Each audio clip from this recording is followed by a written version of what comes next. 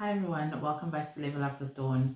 Today we're doing a bit of a different video, but very much in theme with what the channel is trying to achieve, what I assume you are trying to achieve by being on my channel, and that is to get ourselves to the next level financially.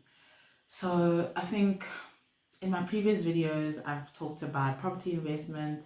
I've done a little bit about share investing, and also a little bit about financial products, educating you guys on the difference between some similar financial products.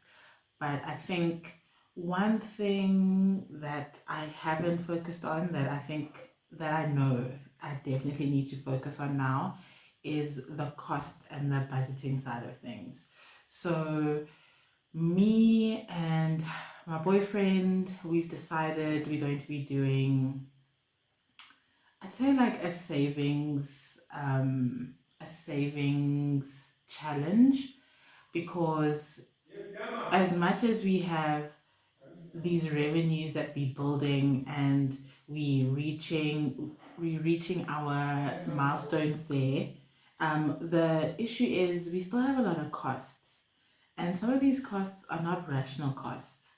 And I think as two people who have grown up having fairly comfortable lifestyles, there's certain things that we take as necessities when actually it's not. So yeah, we started this challenge, I think probably, or at least we started thinking about it and like changing our behavior since the middle of June. But July is gonna be like our first full month within this whole challenge. So I want to tell you guys a little bit about what we're doing, and then hopefully you guys can also join in, and hopefully it will reap good benefits for you guys financially. So the biggest thing is we've looked across everywhere where we spend money, and we've seen where we don't really need to be spending that kind of money. So I'll give you a few examples of some of the expenses that we've decided to rationalize. Also, like, let's first, before we get into that, let's talk about the financial situation that we're in right now. And I mean just us as like a country as a whole, because what I was saying to him was, look, it's about to hit the fan, if not, if it hasn't already. And I would rather that we rein ourselves in as a choice than being forced to downsize or being forced to sell something, because that's not what we're trying to do. We're trying to build, we're trying to add and add and add and add. So we took the time to see, okay, of all of our expenses, what can we get rid of or what can we reduce, right? So expense number one is cleaning expenses. So we use a cleaning service. It's like an app, and we used to have someone come in every week to come and clean, right? Now to take it to the extreme, because like we'd rather go cold turkey and then build it back up. To take it to the extreme, we've said, okay, once a month, and then we maintaining the cleaning thing, right, throughout the other 3 weeks. And it makes it so much easier, just because when she comes, she does a good thorough cleaning, and then we just maintaining, like one day will be a sweeping day and we sweep everything. One day will be, okay, there's clothes everywhere, let's just tidy up, let's put stuff where they belong. And so it's like, as you go through the week and you prioritize one small aspect of cleaning, it's not that difficult. And I think also we have to keep in mind, I am working from home, so that helps in that respect, right? Another expense that we really need to rein in, even though we need to eat as human beings, I think we just eat too much. Not even that we eat too much, like we like nice things. So we will have, full groceries plus snacks, and then on top of that we're still gonna do Uber Eats. like when we just don't feel like cooking, when I don't feel like cooking. So now Uber Eats is like off the table. We're not doing that anymore. Then also grocery wise, there's a lot of groceries, and I'm sure you guys can look in your pantries and you'll see something that you probably bought like 3 to 6 months ago, and you said you're gonna cook it, but you haven't. So that's what we spent the from mid-June till now. We've just been like using up stuff, you know. And then this past weekend, the beginning of July, we've like topped up on our groceries. So we've bought all of our essentials. We're still minimizing down on snacks because we have a garden here. We have a garden here and we have a lot of fruit trees. And so I would rather we grow a lot of our stuff rather than buying our stuff, because also we have oranges sitting in our pantry that we haven't like eaten them since springtime, and we keep saying we're gonna juice them but we don't. So it's like stuff like that, you know. Oh yeah. And then another item, so bread is a staple, especially in my boyfriend's life, and it's like a contagious thing that we talk about, or it's a contentious topic within the household, because he eats bread with everything, well, with almost everything, and like we can go through 2 loaves in 2 days if we all home the whole day, you know. And so now I've switched over to cooking a lot more. I've switched over to like with when it comes to bread especially, we don't buy name brand breads anymore. We buy they call it fagumoya. What is it? Yeah, like you know the store, like the freshly baked bread in the store. That's what we get. And it's like it's awesome. Like we have a spa up the road from us and their bread is fantastic, absolutely fantastic, better than the brands, much better than the brands, and it's only like 9 Rand 99. So it's like a great saving for us. But then also on top of that, we're not getting bread as often. Why? Because we are deciding to cook more. So it's like the reason why we don't, the reason why we need like a bread is because we cook one item and then just say, okay, we'll eat it with bread. But rather, let's cook meat, let's cook a starch, let's cook a vegetable, and then we won't need a bread, you know. And it's like bread, as nice as it's the best invention since itself, it's a very expensive invention. So um that was one expense that had to go down.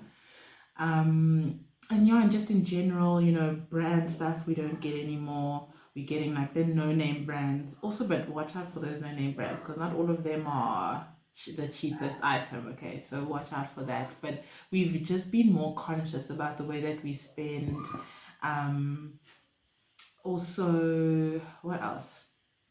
Oh, petrol.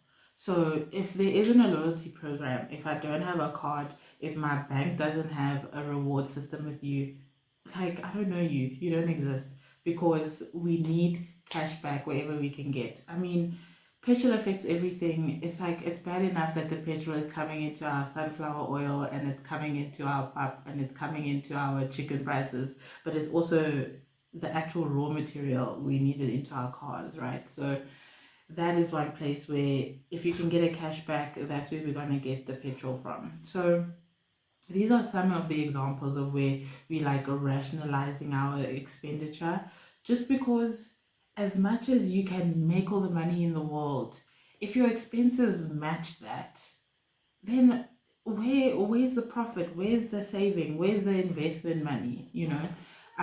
So I'm really excited about this.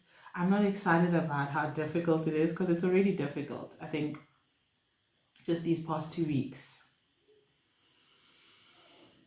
Yeah, it's difficult, but I think it will be definitely worth it in the end.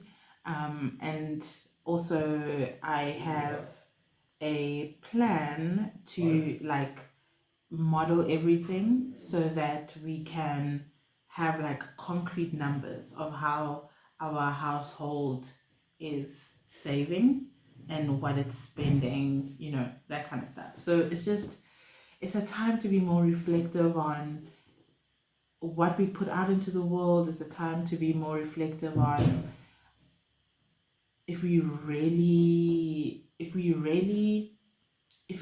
need the things we consume, and then on top of that, if we really consume the things we say we need. So if you want to join us, I think it's a good idea, because rather check yourself before this economy wrecks you, because I don't know what's about to happen. Repo rates just look like they're gonna be rising into infinity, and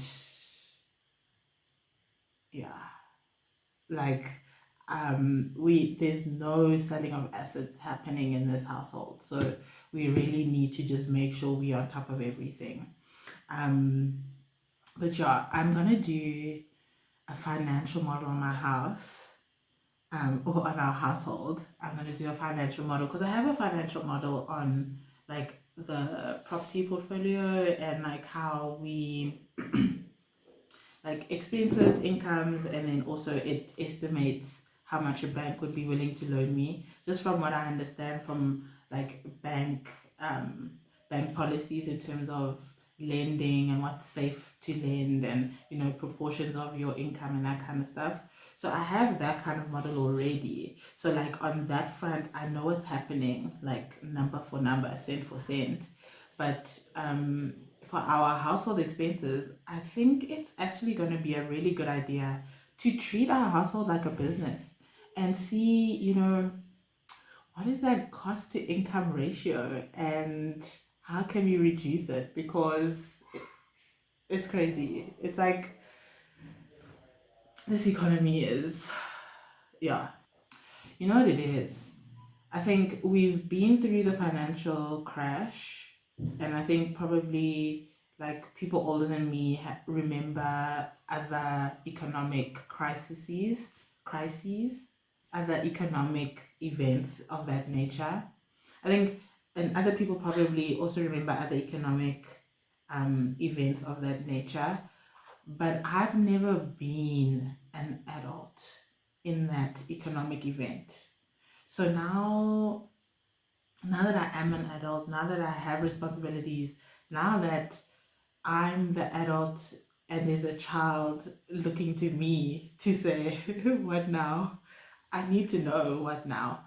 So let me know if you want to join in the comments below. I'll keep you guys updated.